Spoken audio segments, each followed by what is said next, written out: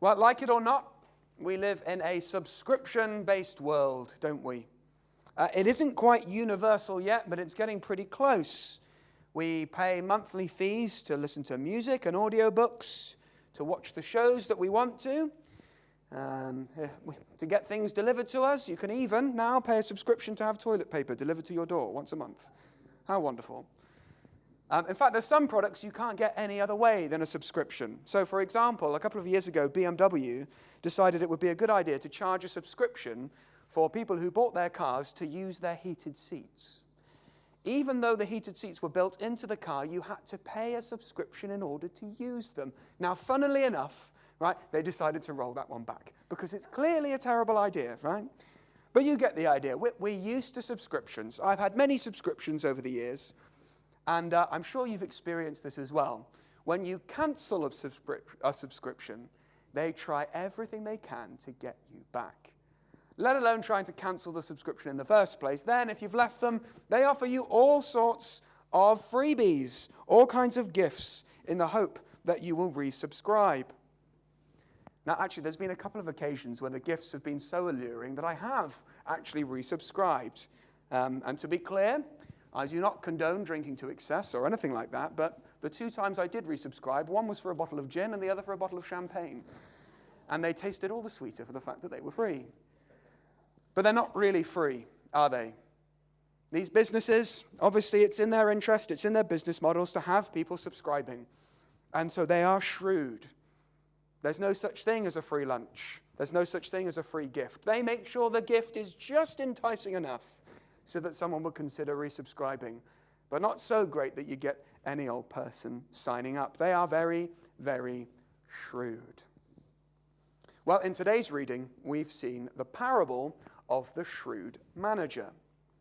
And I'm going to retell it, but it will be helpful for you if you have it open in front of you, Luke chapter 16, but I'll just retell it. And it goes something like this. There was a rich man who was so wealthy that he hires a man to keep track of his accounts. Who owes him what, and how much do they owe him? But sadly, one day news comes to the rich man that the manager he'd hired was wasting his money. And in verse 2, he calls for the dishonest manager to come to him so that he can be fired. He says, sort out the accounts, and then hand them over, and then you're out. In verse 3, we see that this panics the dishonest manager. What am I going to do? He wonders. I like that job, and I don't fancy any sort of job that I'm going to be able to get now that I've been fired for wasting money. I'm too used to paperwork to lift tools. I'd be ashamed to be a beggar. And then in verse 4 is that light bulb moment. That's what I'll do. He knew what he would do to secure his future. He thinks, I'll make sure that people think so well of me that when this job is finished, those people will have me to stay in their homes. And so in verses 5 and 6, he calls for each of his master's debtors to come to him one by one. And he says to them, how much do you owe my master? Now, of course, he knew the answer to that question. He kept the accounts. So what he's doing is very shrewd. It's very clever. He's just emphasizing as much as possible what exactly it is he's doing for these people. You owe that much? Well, tell you what you should do, right? You owe 100 measures of oil. Write down 50 instead. Now, we need to pause for a moment because this looks pretty terrible, doesn't it? They owe 100 measures and suddenly they're being told to write down 50. I mean, is what he's doing illegal? Is this good or is this evil that he's doing here? Was he essentially stealing money from his master by forgiving part of the debts that people owed him? And in fact, he does the same thing in verse 7. Another debtor owes 100 measures of wheat, and he says, write down 80 instead. So is this theft? Well, if you look at the first part of verse 8, that's very instructive for us. First part of verse 8 says, the master commended the dishonest manager for his shrewdness. The rich man, the master, as the manager has referred to him, he's hardly going to commend this manager if he's doing something that's causing him to lose his money. especially considering that his money being wasted is the reason why this manager's being fired in the first place, as we're told in verse 1. So how can he commend him? What's really going on? How could he reduce one bill by half and another by 20%, and the master go, good job? Well, there's two main ideas that explain how this works, both of which are well attested from accounts that we've got from the time as to how these things might be managed. Both of them lead us to the same conclusion, but I'll give you both just so we can understand. One is this, that the master had been charging interest on the debts that people owed him, something which we know from the Old Testament law was prohibited for God's people. Lending money or anything to other people within God's people, they were not to charge interest. And so the shrewd manager in this scenario then, the money that he's taking off because, well, he's restoring it to how it should be. He's removing the interest. And so the manager is simply restoring the accounts to the way that they should be, in the process of doing which people will think well of him. How much do you owe? 100? Write down 50, even though they probably only really owed 50 in the first place. That's one explanation. Or it could be that the manager is taking off his cut from the bills that these people owed. Part of the money that the manager makes, not the master, but the manager working for the master, he makes his money from a commission, an extra charge on top of what is owed to the master. And by taking it off, again, in such an obvious manner, he's making these people feel more grateful towards him. After all, they're having their bills reduced by large amounts. And in fact, that would explain why there's different amounts taken off different goods. It costs different amounts to store different kinds of goods. So 50% off oil, 20% off your wheat, could make some sense in that way. As I say, both of them have good attestations in sources that we have from the time as to how these things might work. And both of them make sense of the fact that in verse 8, rather than the master going ballistic at the manager, he commends him. He can see that what the manager has done is very shrewd. He's used what he has in a very wise way. It will ensure that he's provided for in the future when his job is gone. Either at no cost to himself, by rebalancing the books to where they should be without interest, or at his own expense, by losing his cut in order to gain favor. Very shrewd. Well, that's the parable. And the rest of verse 8 transitions us into the application, which we're going to think about in three parts. In the second half of verse 8, we'll see a hard truth. In verse 9, an example to follow.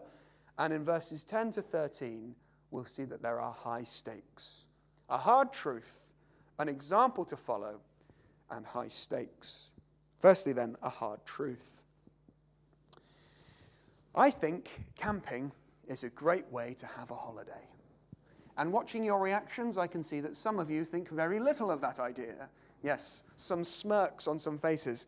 Now, I know it's not for everyone, right? And camping is the kind of holiday that you come back from it tired, right? But I would say you might come back tired, because you don't always sleep that well, but you do come back rested. How does that make sense? Well, when you go camping, everything slows down. You just have to. Everything takes more time. The washing up takes much longer. Cooking takes much longer, right? Everything takes more time. And so you have to live at a different pace of life. A much healthier pace of life, it feels to me, whenever we go. But of course, with camping, you've got to be prepared. Sophie and I, we had a lovely trip to Yorkshire in April. Predictably, it was wet and very, very windy.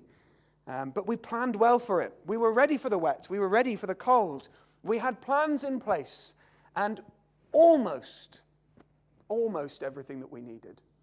Because we managed to forget a pan to cook in, and I didn't have a plate to eat off, right? Which two pretty fundamental things that you shouldn't be forgetting going camping, right? You need to be well prepared, well planned.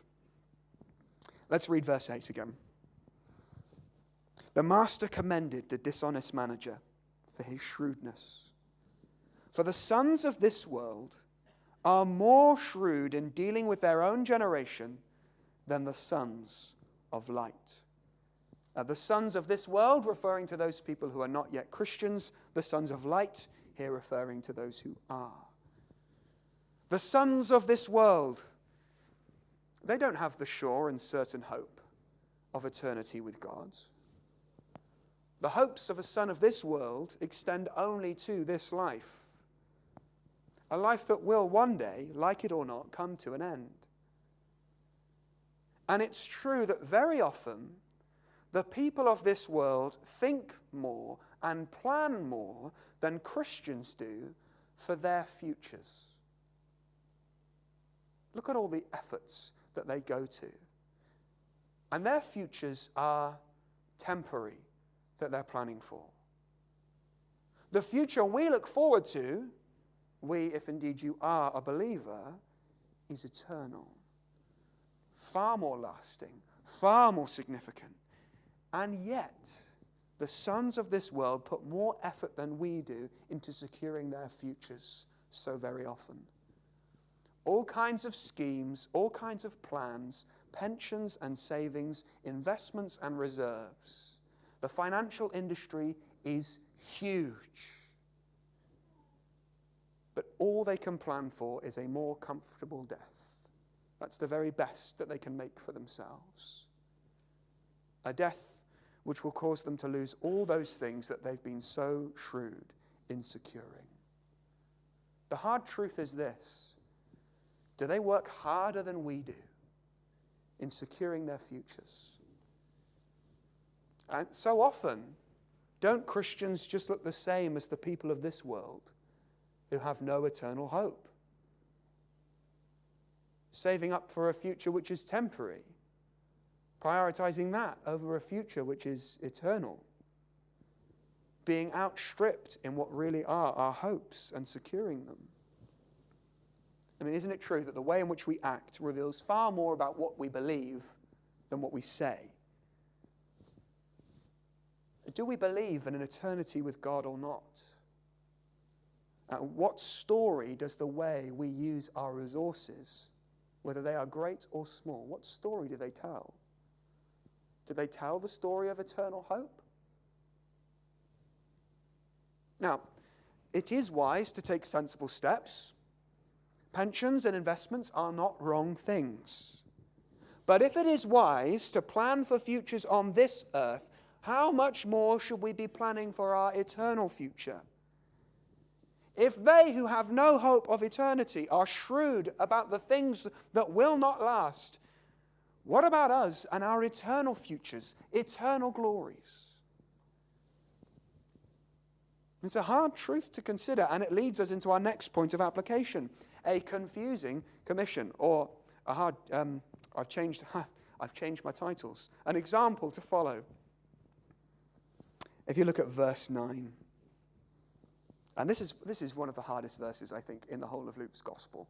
Thanks, Matt, for giving me this. Good job.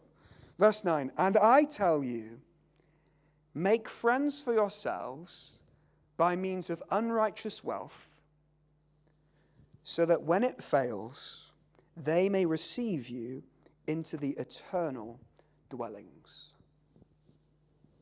Okay, so in the parable, it was wise for the manager to use the resources he had at his disposal in his job to make friends. That was the sensible, that was the shrewd thing to do.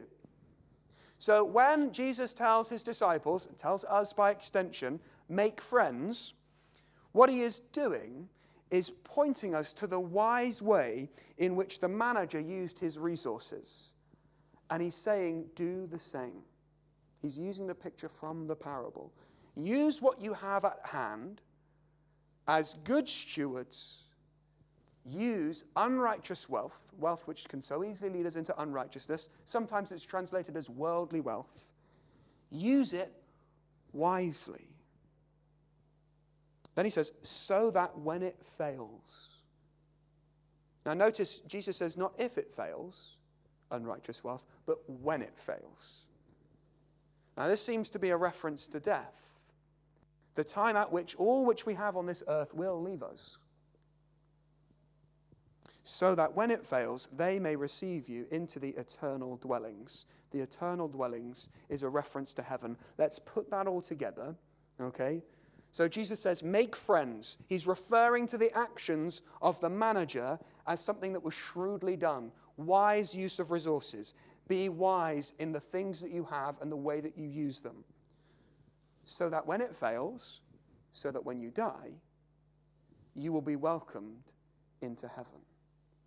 Make friends so that when it fails, you will be welcomed into heaven. Be shrewd like the manager, so that when you die, you will be welcomed into heaven. Now, that isn't saying that our works get us into heaven.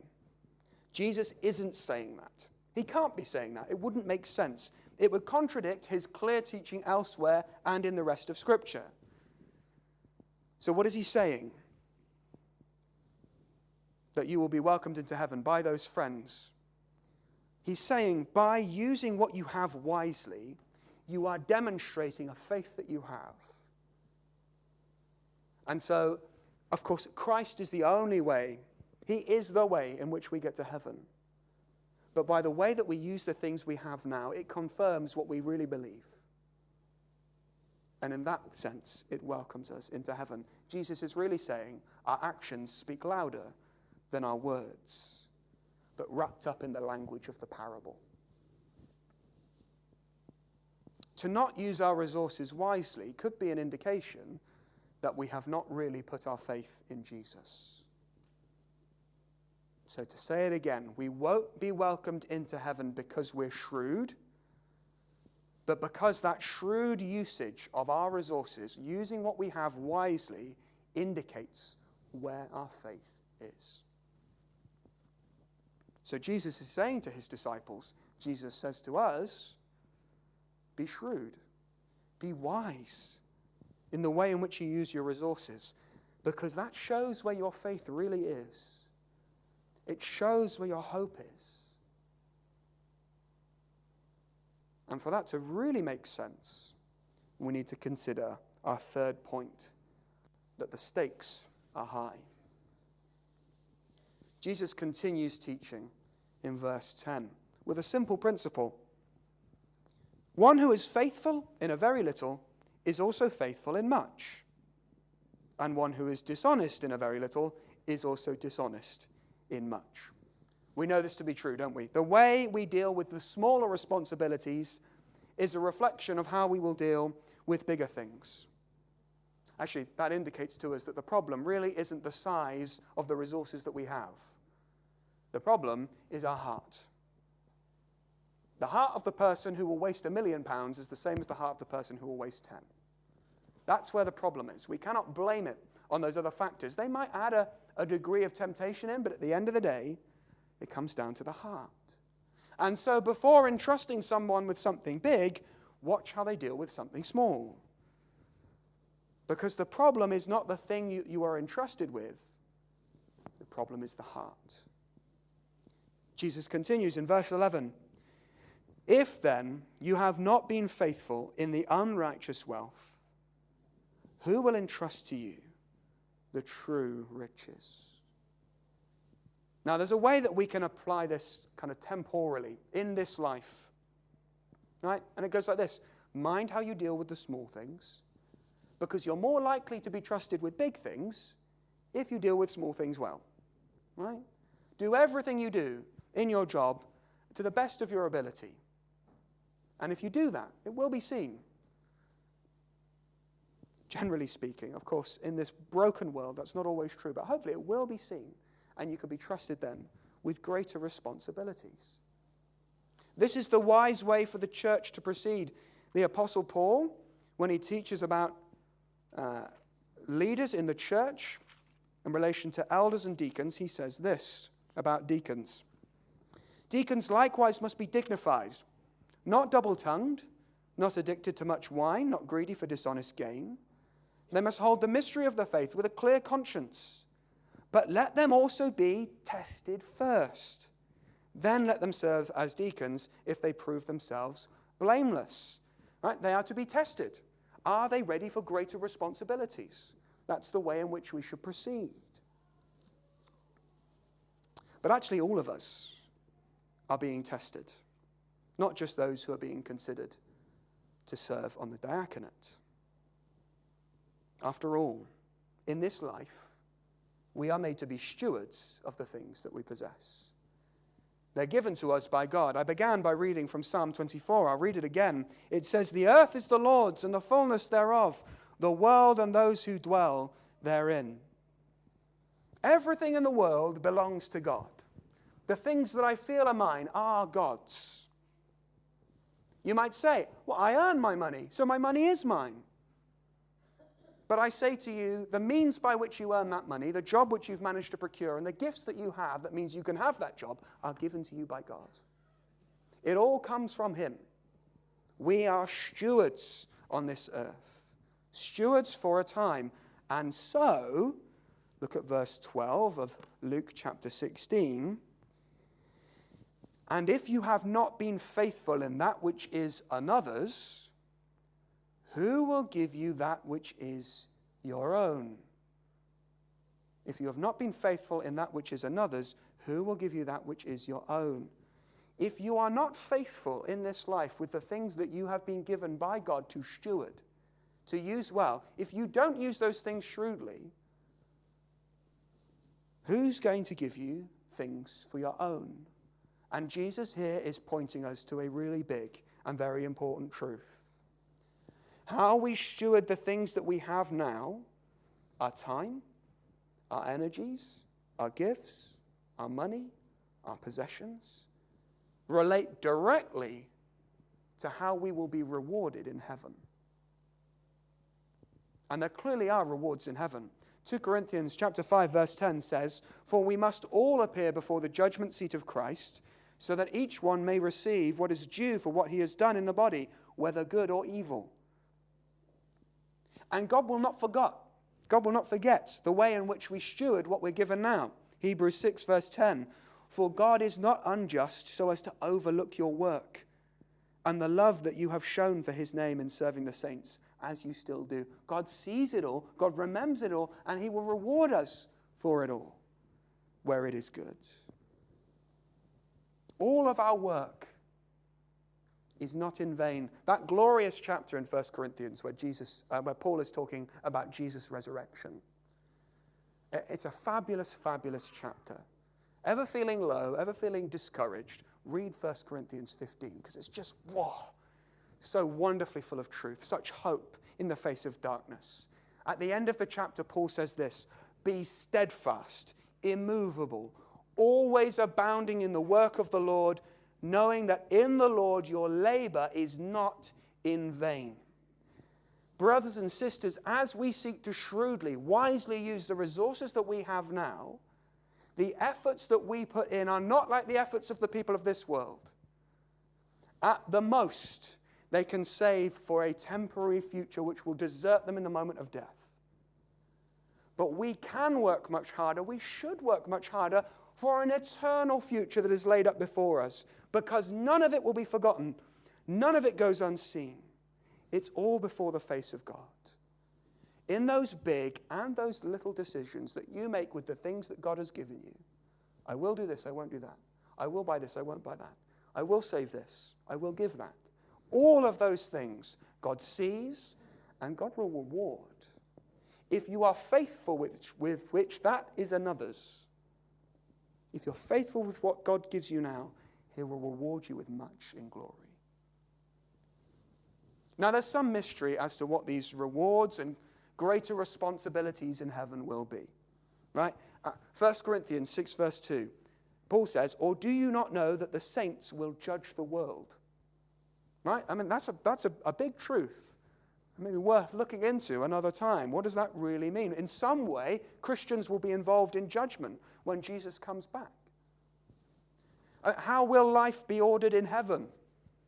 What wonders will there be to do? What great tasks will be entrusted to the faithful to carry out in fullness of joy forevermore? There is mystery. But there is certainty in that mystery that what will be in heaven will be far better than that which we know now. The scriptures say, "At his right hand are pleasures forevermore." And Jesus is here pointing out through the story of a shrewd manager, you should be as shrewd as he was. He was very clever in what he did. Actually, be more shrewd than he was, because he's just trying to provide for the day when he won't have a bed for the night. But you, brothers and sisters, do you see the way in which we use our resources? We are preparing for eternity. Now, we don't earn our way there. We indicate that our faith is in Jesus by being wise stewards. But God is so gracious and so loving, he would reward us and reward us and reward us, give us treasures upon treasures if we will be faithful now. There is no sacrifice that we can make in this life which is too great, because nothing will go unseen. Nothing righteous, no good use of our time, our money, our resources will be forgotten. It will all be rewarded. Now, look, to get to heaven will be satisfying enough, right? But there are greater joys and deeper pleasures to be had. Everyone who gets to heaven will be totally satisfied, utterly content. And so some people say, well, if I'm going to be happy in heaven, then why would I bother to try and use my resources well now? It's going to be great anyway. You know, the worship's going to be fantastic. And the food, I mean, it's going to be awesome, right? I'm not going to be upset with what I get. But remember, the way we use our resources now indicate where our faith really is. And also, if we all work hard to make sure that we provide for our futures on this earth, if we all feel that that's a wise thing to do, we are fools if we say it's not worth it, investing the things that we have now, looking to eternity. We make ourselves to be hypocrites and contradict ourselves if we say that. The story of the shrewd manager is supposed to wake us up. You see how hard the people in this world work? You see how hard you work to make sure your future is secure? And that's just for something that's not going to last very long. 80, 90 years. What about eternity? What about glory? What about what's laid up for you there? Isn't Jesus worth all of our effort? For all that he's done for us, we were lost. We were cut off from him, unrighteous in his sight. Who may ascend the hill of the Lord? Not me, not on my own. And Jesus comes down, humbles himself, lives a perfect life in every moment for me, for you, so that by putting our faith in him, we can have his righteousness, so that we can stand before God, so that we can have true peace and lasting joy that starts now and goes on forever. Gentle Savior, closest friend, isn't he worth living for? Isn't he worth seeking to outstrip those people in this world who are trying so hard to make sure they secure their financial futures now? Isn't it worth trying to outrun them because of what Jesus has done for us? So, how can we do this? Well, heed the warning of Jesus. Verse 13. No servant can serve two masters, for either he will hate the one and love the other, or he will be devoted to the one and despise the other. You cannot serve God and money. And Jesus is saying, be aware. There is a danger of letting money become the end rather than the means. You serve God because he's a loving Lord. He's a kind master. He's a close friend. He sent his son to die for you. He rescued you from the pit of your sin. Money will desert you. It will not fulfill you. But a living relationship with God, living life as it is meant to be lived, that's where there's true joy and fulfillment.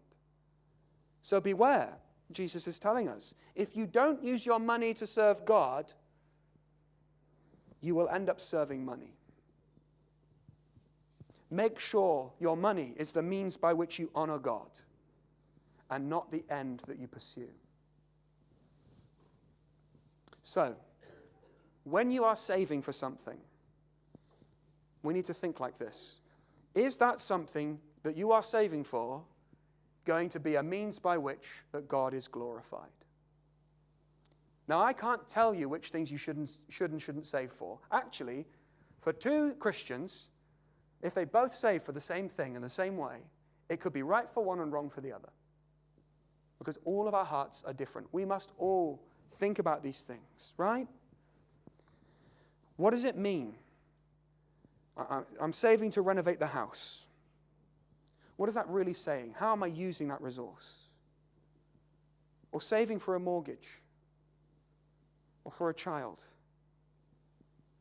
These are things in which we need much wisdom. But we should not neglect the task of trying to discern what the right thing to do is with the resources that we've got. How can our resources, and particularly our money, that's what's in view here, be used in the best way for the gospel? Because remember, when we do that, rewards in heaven, great glory. What glory it brings to God as he in his grace gives us rewards for how we use the things he gives us. So the answer ought to start, really, with giving to the church, to fund the work of the church, and so that the leaders of the church can then be good and shrewd stewards of what is given and find the best ways to use that money. And here's a very obvious application. Pray for the elders of this church as they seek to steward the resources that we've got well. There's a meeting on Wednesday. Starts at 7 o'clock. Maybe you could be praying through that time as discussions are happening. Too many churches have sat with overfull bank accounts when there have been men and women who needed training or workers who should have been employed so that they can give attention to a work that needs to be done. Faithful gospel ministries have languished for lack of funds, while others have so much that they just put it into savings and savings and savings. Pray for your leaders. Pray for our leaders as they seek to steward the finances of this church. The shrewd manager knew that a day was coming when he wouldn't be able to pay his way. And so he prepared. Christian, a day is coming when Jesus will return and make all things new. That day is coming. He will reward the faithful. He's looking to see how well we steward what we use now. How well we use what we're given for the kingdom. The kingdom grows in two ways. Jesus tells two parables really helpfully that illustrate to us how the kingdom grows. The mustard seed and the yeast. The mustard seed is a small seed and it grows externally and this massive tree comes along. That's one way in which the kingdom grows. How can we use our resources to see that happen? Right? Reaching out so that more people might be brought in. Evangelistic work. What events can we put on so that people feel comfortable with the idea of church? Get to know people here. How can you invest in clubs and societies and be in the community so that people just know a Christian when they might not even know one at all? And in that way, we're seeking to grow the kingdom externally.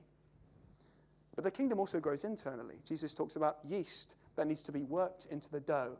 A little leaven leavens the whole lump, he says. It needs to be worked in. And that's the other way in which the kingdom grows. In us, in the church. As the gospel is worked into every nook and cranny of our hearts and of our lives. How can we be investing into that? How can you use your time, your money, your efforts, your skills, your gifts to ensure that we are all growing in how the gospel is lived out in our lives? How can you do that? Is it one-to-ones? Is it making sure that certain ministries have got the money that they need so they can run social events or more Bible studies or better resources or training courses for people to go on so that they can grow and then share what they learn? There's so many ways in which this could happen. Do you see? We need to view this world not as just something to get through until we get to heaven, but instead a time in which to invest and work hard. Because there is glory forevermore. Don't we want to see more people there? Don't we want to see more rounded, true Christians living out their lives here and now so that more people outside come and see and grow and love and begin the worship of heaven now, here on this earth? We must be shrewd. This parable should wake us up and shake us up. When I lived in Bristol, I used to feel really, really convicted by the runners. And I know we've got some runners in here. I would look out of my window in the morning and I'd just see them. They'd come rain or shine, hot or cold. There they were, like ridiculously early, just running. I think, oh man. They were more committed to their running than I was to reading Scripture. They put more time, more effort into that. I'm thinking, that can't be right. That can't be right. Let's not let the accountants of this world show us up in the way that we use our resources. They secure their investments that will last for 80, 90 years. We have investments that we have a chance to invest in for eternity. I mean, let's not be outrun by them. Let's wake up. Let's have these conversations. Let's talk about it. And it's important that we do this as a community as well. This kind of money-shy culture that we live in, we need to be willing to talk about these things. How did you deal with it when you were saving up for this? How did you know it was the right time to do that? When you bought that car, what were you thinking?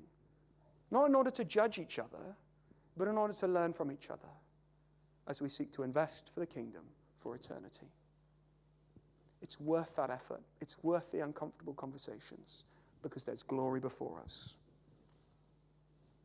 Let's take this opportunity and invest shrewdly for eternity.